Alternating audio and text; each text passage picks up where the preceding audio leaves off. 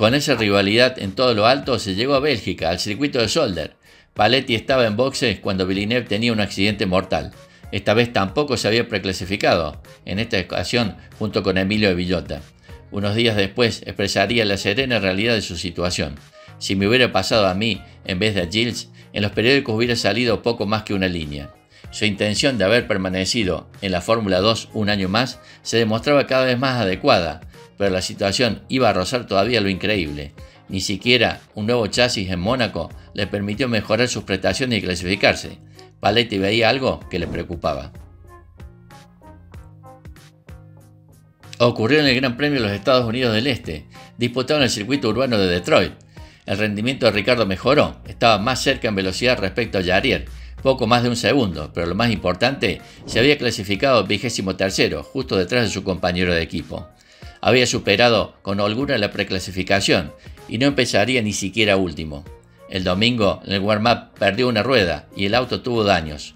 Los mecánicos se emplearon a fondo para repararlo mientras se acercaba la salida. El muleto no era una opción por dos razones. La primera, que estaba siempre destinado a Jarier. La segunda, que el extintor del francés se había activado repentinamente y tenía que usar el muleto para la salida. Así que o los mecánicos lo arreglaban o no había gran premio. Y lo lograron, pero entonces sucedió lo inimaginable. Mientras Paletti se preparaba para entrar al auto y dirigirse a la parrilla, llegó andando Jarier. Había chocado en la vuelta hacia la parrilla. Así que se subió al auto de Paletti y tomó la salida con él. Ricciardo se quedó estupefacto en los boxes. De repente fue todo diáfano. El equipo solo podía poner sus esfuerzos en un auto y en un piloto, y que era siempre Jarier. El patrocinio de Paletti, en el fondo, pagaba un auto, que era para que la realidad llegaba al presupuesto. Así que entró en contacto con su viejo amigo, Mike Early, para cerrar un acuerdo para 1982 en Onyx, y estaba prácticamente hecho. Y así puso rumbo al octavo Gran Premio, el de Canadá, que se disputaría en el circuito nombrado a la memoria del reciente fallecido Gilles Villeneuve. La madre de Ricciardo acudió a la carrera, pues tenían planeado un viaje a Nueva York, al acabar para celebrar juntos el cumpleaños del piloto. Y como si todo empezase a ponerse en su sitio, los entrenamientos discurrieron con positividad, salvo por la pelea que llegó a las manos entre Raúl Boesel y Chico Serra, justo delante de su box. Pero en pista se preclasificó con facilidad y luego se clasificó 23º de los 26 participantes, a poco más de 1,1 segundos de Jarier, que estaba 18º. El warm-up lo completó sin sobresalto y al llegar el momento, por fin Riccardo Paletti se bajó la visera y dirigió su auto a la parrilla por primera vez en todo el año. Era un día gris. Didier Pironi salía en la pole position, el único Ferrari 126 C2 en pista en el país del que fue su compañero a inicio de la temporada. En línea recta hacia atrás, en la penúltima fila estaba Ricciardo, listo para su primera salida. El embrague del Ferrari falló y Pironi paró el auto apenas un momento antes de que el semáforo pasase a verde. El francés levantó los brazos nada más cambiar el color, pero ya no habría tiempo para neutralizar el procedimiento de salida.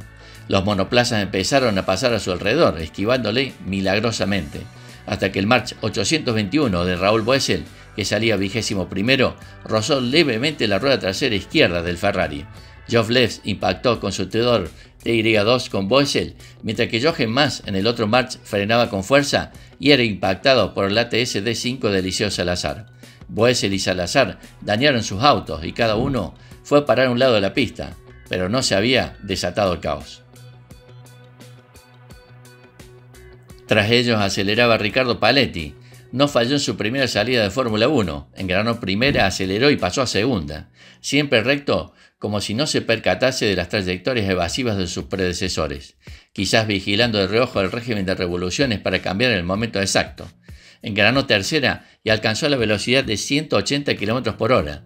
Frente a él, imposible ya de evitar, había un Ferrari detenido. Un golpe duro que le frenó en seco y que desplazó al Ferrari a la izquierda con virulencia. La carrera se detuvo. Ricciardo estaba inmóvil en monoplaza mientras Pironi se acercaba a él. Retiraba un trozo de su carrocería y se apartaba con la llegada de las asistencias. De repente el fuego engulló el monoplaza, pero pudo ser extinguido con relativa celeridad, con el propio Pironi descargando un extintor. La nube blanca del producto fue inmensa, sin embargo, extraer el piloto del Osella iba a costar muchos minutos. El impacto fue devastador, causando graves lesiones en el pecho del piloto italiano. Pironi se había bajado de su auto y había querido asistir a su colega, pero nada había podido hacer en medio de las llamas. Se sumó inmediatamente Sid Watkins, médico de la Fórmula 1, quien se dio cuenta que Ricciardo estaba inconsciente. Aunque el equipo de rescate apagó las llamas en 20 segundos, la extracción del piloto del monoplaza tomó 25 minutos.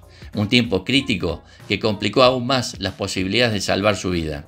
Las piernas del italiano quedaron destrozadas. La violencia del choque había provocado múltiples hemorragias internas. El doctor Jacques Bouchard, médico de pista del circuito Gilles Villeneuve, declaró que Paletti falleció probablemente a los pocos minutos del accidente. El médico agregó que los exámenes médicos realizados en el auto y tras llegar al hospital indicaron que probablemente falleció a los pocos minutos del accidente. Además, el galeno explicó que Paletti tenía las pupilas dilatadas, lo que indicaba que no tenía remedio. Sentíamos un pulso muy leve y por ello aplicamos todos los procedimientos médicos hasta llegar al hospital. Al otro lado del muro, una madre fuera de sí intentaba acercarse a su hijo. Todos los sueños se evaporaban con el humo que aún salía del auto. Ricciardo, aunque fue trasladado en helicóptero a un hospital de Montreal, había fallecido en el acto, ante los ojos de su propia madre. Su padre volaría esa misma noche para velar a su hijo. La carrera se reanudó, pero sin el equipo Osella, que se retiró de la competencia. El director del equipo, Franco Palazzoli, fue claro con Jarier. Bajo esta circunstancia es la única cosa que debemos hacer. Nelson Piquet ganó la carrera. Lamento lo ocurrido, pero esos son los riesgos que los pilotos tomamos. Es un trabajo, conocemos los riesgos antes de ponernos delante del volante, pero tenemos un trabajo que hacer. Enzo Osella, tiempo después, fue más benévolo. Era un joven tranquilo, querido por todos por su educación y modestia.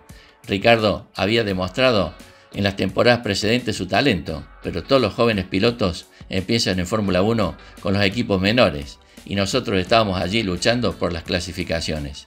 Era necesario tiempo para ganar experiencia y conocer los circuitos, tiempo que Ricciardo no tuvo.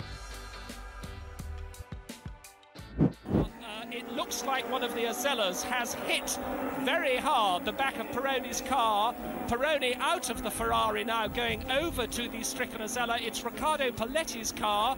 Pironi tearing the bodywork off. Paletti still in the car as the Jacques Bouchard, médico del circuito Gilles Villeneuve, asistió a una de las dos investigaciones del accidente hecha el día lunes y declaró que los cirujanos del hospital Royal Victoria encontraron el pecho y el estómago del piloto llenos de sangre debido a un desgarro en la aorta. Incluso si lo hubieran operado en la pista, no se habría podido salvar, sentenció Bouchard, quien informó que las heridas iniciales, que incluían una aorta desgarrada, eran tan graves que incluso una intervención inmediata no habría cambiado el desenlace. Paletti fue declarado muerto al llegar al hospital. En tanto, Derek Ongaro, inspector de seguridad de la FIA y responsable oficial de la largada de la carrera, afirmó que la reacción de los equipos de bomberos y rescate fue muy rápida, llegando al lugar del accidente en tan solo 18 segundos. No se puede criticar nada de lo ocurrido en relación a la operación de rescate. Por su parte, el inspector de la FIA, Gabriel Kadriger, quien también asistió a la investigación técnica, afirmó que un estudio de los restos mostró que el motor de Paletti giraba a 10.500 revoluciones, lo que indica una velocidad de más de 193 km por hora cuando impactó al Ferrari. La parte delantera del auto quedó completamente destrozada. Estaba tan cerca de Raúl Boesel que no tuvo tiempo suficiente para reaccionar o su reacción fue demasiado lenta, declaró. Recordamos unas declaraciones de Ricciardo que decía: no tengo muchos amigos y hacer deporte es una forma de acercarme a otras personas. El automovilismo es un mundo extraño, pero cuando estoy en el cockpit todo parece maravilloso y me siento feliz.